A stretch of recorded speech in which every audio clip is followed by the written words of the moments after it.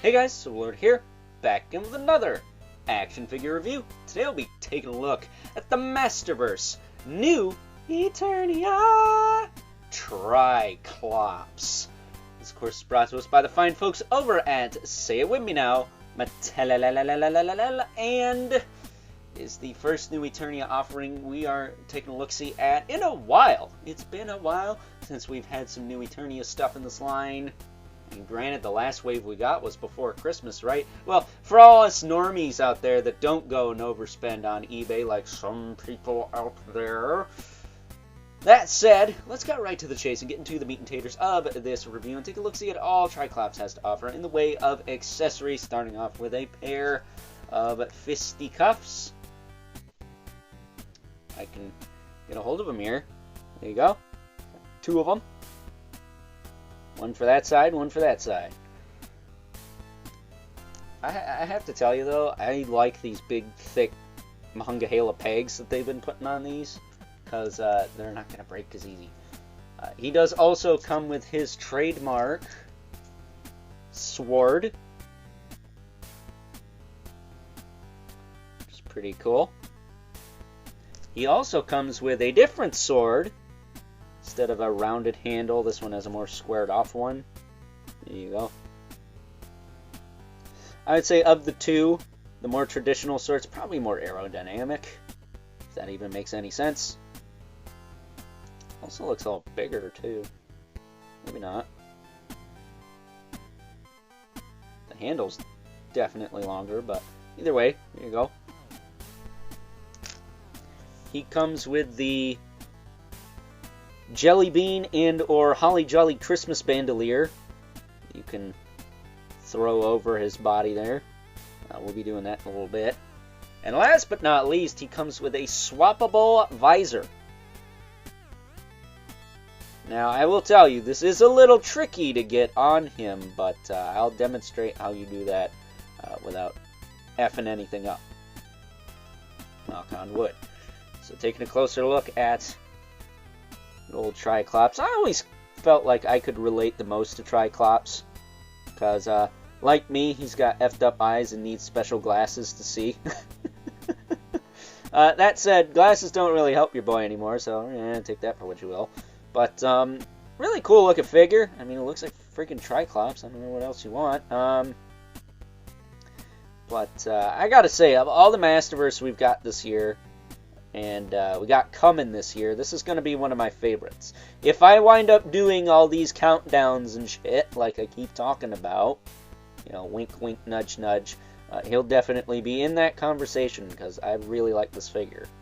I think the Evil Warriors in general in this new Eternia line all translated very well. I know Whiplash was a little questionable for some people, but I did like him. Too Bad is, like, undeniable. He is awesome. And then, you know, there's also Webstore, Trapjaw, the big Monongahela Beastman. The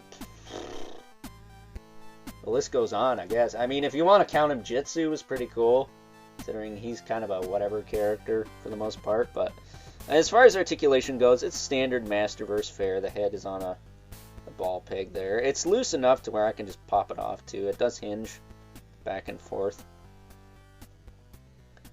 So you can do the pile driver action. The shoulders go out to the side. They go back down. They rotate forward and back.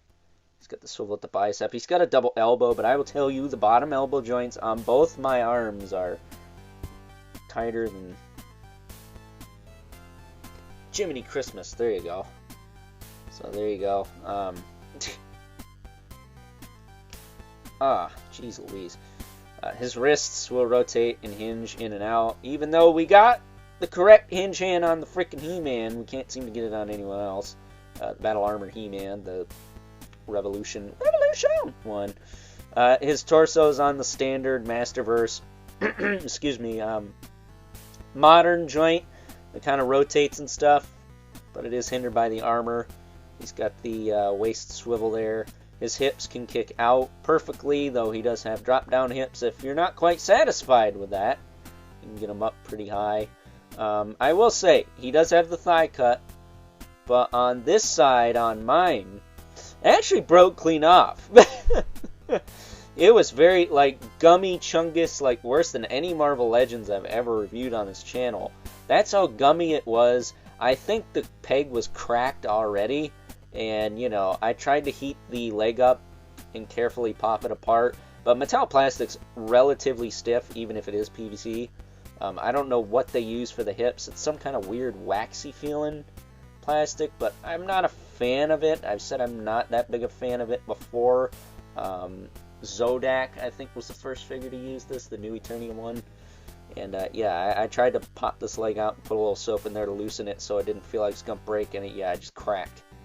Broke right off. So I got a replacement, obviously. That's why I'm able to review him now, but, you know, food for thought. Don't break your shit. Sometimes it is your fault. Either way, let's have a double knee there. That works just fine. He's got a boot cut, and then he's got a hinge in the foot with the rocker there. So there you go. A little loose in the knees, but not terrible. A little. This one's got a little teeny flop, but not enough to complain about it like a whiny bitch.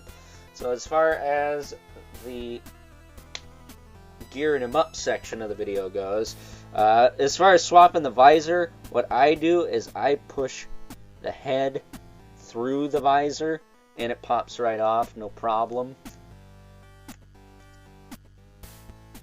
And then I will take the new visor and I will put it on. It is a little tricky to get it perfect so it actually goes on. Alright, yeah, you're just being a pain in my patootie. You don't want to go on. I see how it is. There we go.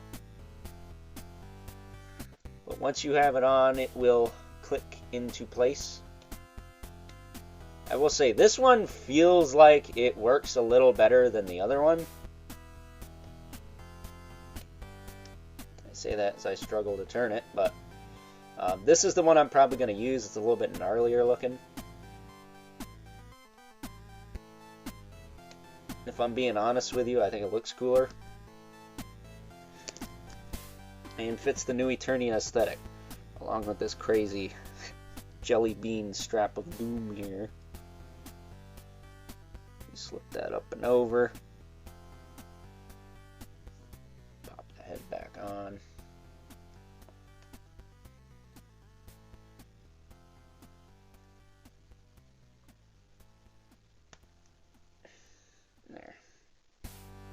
There you go. Pop his arm down. And then we can take his swords. I like to put this sword back here in the regular kind of slit for the sword there. Pop it down. And the other sword I like to pop back here. So he's kind of like a ninja in a way.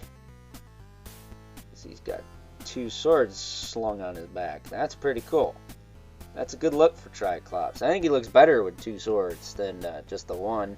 Especially since on this figure, you can actually sheath them the right way. Or store them the right way. It's not sitting at some weird angle that is kind of physically impossible to achieve when drawing a sword. So I do appreciate that. I think that's cool.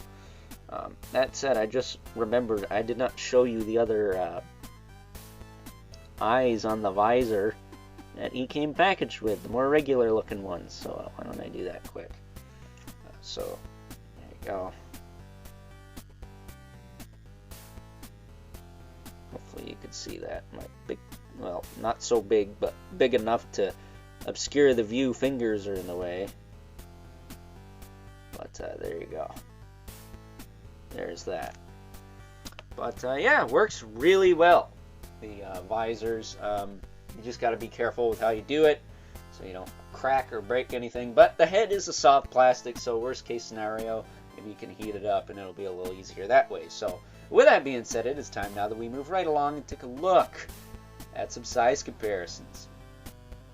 First up, here is good old Tri-Klops alongside a couple other evil warriors from the new Eternia sub-line. We have the man, the myth, the legend himself, Webstore. By far my #1 favorite Masterverse figure of the calendar year 2023. Whenever I decide to do that video, that is. And then we also have everyone else's favorite Masterverse figure from last year, Trapjaw, who is a very close second to Webstore, but just falls short because Webstore gave you great value for that $20 to $25 price point. Didn't he? Not to mention that I've noticed in the Masterverse line, with the exception of Evelyn and Tila, and of course Battlecat and Panther, but God knows when we'll see them again, because Revelation Battlecat was $12 when I bought him, if that tells you anything. But we almost have the original first 2 waves of the vintage Masters of the Universe line in Masterverse form. I mean, heck, if they were out at the time, Battle Armor He-Man's out, and Battle Armor Skeletor is a-coming, so hopefully we'll get the females, we'll get the cats, and we'll have a nice little collection going for us there. I mean, they're making frickin' Cyclone, for crying out loud. The least they could do is finish the original 8 backs. But getting these 2 out of here.